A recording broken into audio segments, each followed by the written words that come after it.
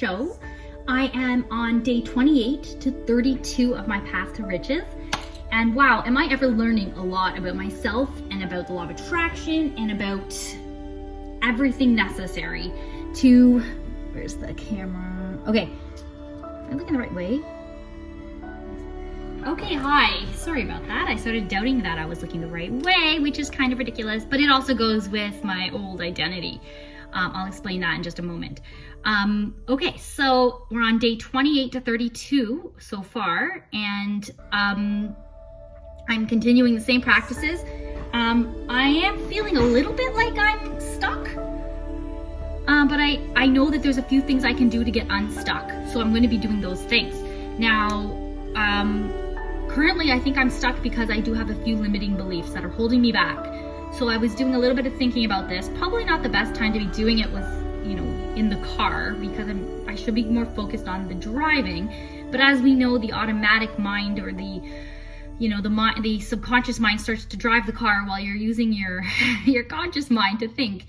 So you go on sort of autopilot. So I don't necessarily want to do that. I think when I'm driving, I should be kind of in the moment, enjoying the scenery, listening to music, listening to my audiobooks, things like that. So I'm going to try not to do the kind of thinking in the car.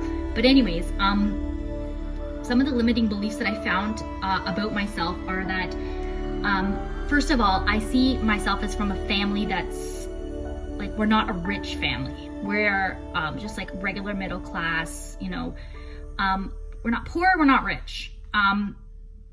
But that's still a limiting thought. Knowing that I'm not poor is one thing, which is great, but I shouldn't even use the word poor. I'm still sending that out into the universe. I have this limiting belief that my family is always just kind of in the middle.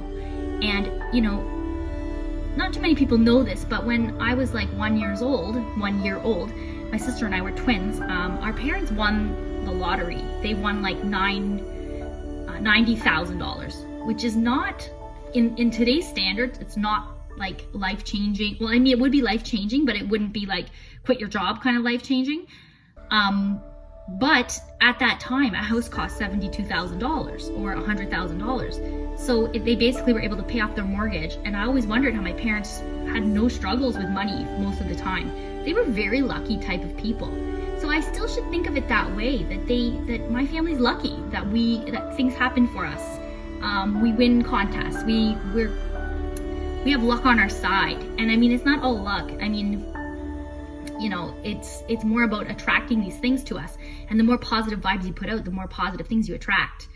Another limiting thought that I have is that I'm not worthy, or I'm ineffective.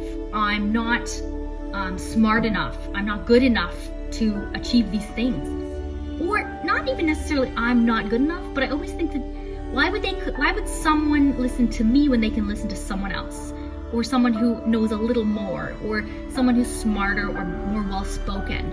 And that is a terrible thing to say to yourself. It's negative self-talk, and nobody's thinking that except myself.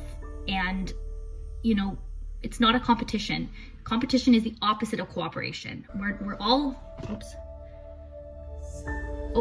in this together, and we're working together. So yes, everyone has to start somewhere, and I have to keep reminding myself of that. And to combat these negative, these limiting beliefs, I'm going to be, what I'm going to be doing is listening to myself when I talk about them, and arguing against it, and saying, no, you know what? These are not true. And using my affirmations in the morning, using them before I go to bed, reminding myself over and over again that I am worthy, and I am rich, and I am a millionaire, and I am the first person in my family to be a millionaire. And I'm setting the tone, the new tone of my family. Also, another really cool thing that I'm going to be doing is I made an appointment to get hypnosis, and I'm hoping that will help to bring to the surface some of these limiting thoughts and beliefs. And I'm going to be using a hypnosis that I downloaded from, there's one from Jake Ducey and there's one from doughty. So I'm going to try those two, probably not both on the same night, but I'm going to try tonight to start, depending on when the kids go to bed. And the last thing I'm going to be doing is that I was considering this idea that Aaron had brought up about an old me versus a new me. And there's lots of things about myself I love that I would keep the same and never change, that I'm grateful for. But there's also parts of me that have been holding me back.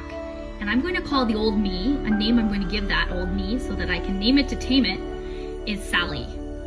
Okay, so my name's Lori, but Sally is that person who's too quiet, who is afraid to answer questions when they're at a workshop or seminar or lesson or class. Even if I know the answer, or even if she knew the answer, she's anxious and fearful and thinks people don't like her. She's a wallflower. She doesn't like to dance. She thinks she can't dance.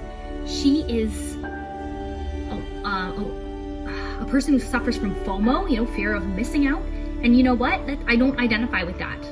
That is something that happens to me, but it's not. It happens. I guess I'm letting it happen to me. I'm letting those thoughts in, and I've got to protect myself and guard myself from those negative thoughts. I'm not that person. I am Lori. I'm luscious Lori. I'm luminous Lori. I'm loud Lori. And you know what the most is? I'm loving Lori. And when you have a lot of love, and when you give love and you receive love, all of that is the law of attraction at its finest. And self-love is what's going to get me out of all of these limiting thoughts, and all of these past behaviors is all self-love. And loving myself is something that I've been working on. And I'm really getting closer and closer, but I know I haven't had a breakthrough that I've been waiting for or wanting. The next thing I'm going to be doing and focusing on, aside from everything I've mentioned, and I'm trying to fit it all into like this one video because this represents the next 5 days, is that I booked a float session. So it's sensory deprivation. It's not too far from where I live. So it's a 1-hour session, and I've never done it before. And if anyone has, please let me know any feedback of how to prepare for that. And also I'm trying to be more in the moment and enjoy everything that's happening to me without thinking about the past or the future, and just enjoying everything that my senses are taking in. Okay, so guys, please keep following me on my journey. I identify as a person who I am rich, I'm successful, I have I'm a published author, and I'm a New York best-selling author, and I'm really excited for the book to launch. Does that work? Okay, well, either way, in my personal statement, I am a best-selling author, New York Times best-selling. So please thumbs up and subscribe and follow me on my journey, okay guys? So be positive. I love you all. Lori checking out.